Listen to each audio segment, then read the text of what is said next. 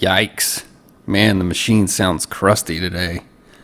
Well, I guess we've been beating on this thing long enough. It's time to give it a cleaning. Welcome back to the channel. In this video, you're going to see what we should have done about, probably 2 weeks ago and give this thing a nice good cleaning and lube.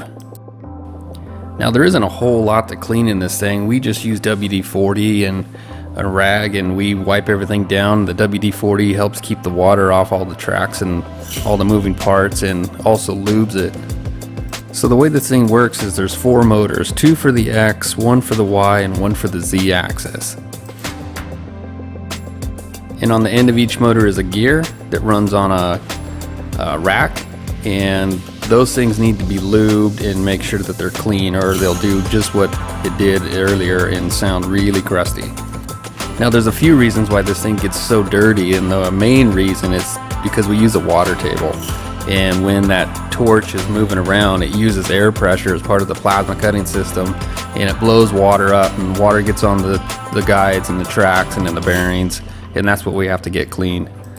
Because on each one of those trolleys, and there's 1, 2, 3 of them, there's, if I remember correctly, 4 to 8 bearings on each one of those trolleys, and that's what helps keep the whole thing square and true to the machine itself. And all those bearings need to be cleaned and kept clean and lubed. Now they're all sealed bearings, so we don't have to take them apart and do anything like that, but we just really need to make sure that they're clean and function properly. One of the biggest parts of this machine that takes the most abuse is the Z axis. Now this one has, we use a torch height control, so the machine comes down, it touches the material and it comes up. That's called touch off. And every time it does that, it moves up and down on these guides. And with the water and dirt and everything else, if these guides get dirty, then that torch height control can get off.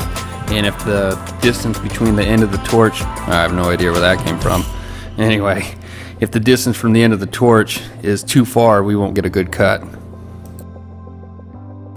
So the next step in this process is take care of the water table. We got to take all the dropouts or the cutouts out, and we have this bucket. It's got some holes in the bottom so the water will drain back out, and we just clean out every one of those little squares and fill up this bucket. We throw what's in the bucket in the recycle bin, and when that gets full, we take it down to the recycler and they pay us for it.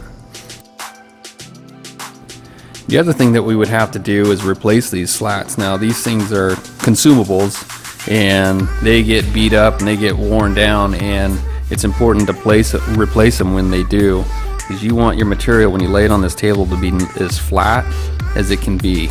And if those slats, those squares, if those aren't flat, or if they're irregular and the material underneath it, or the material on top of it, I'm sorry, is irregular, then your cuts aren't going to be as good.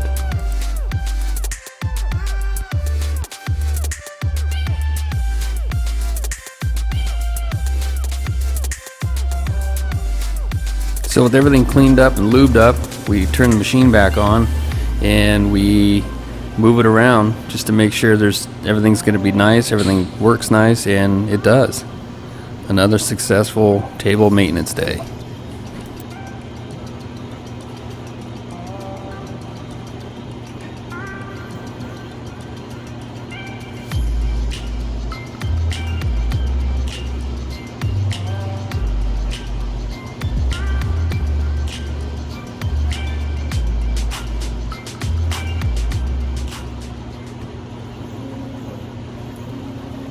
That's it for this week. If you subscribed, thank you. If you haven't, please do. And we welcome you back every week for new videos. Thanks for watching.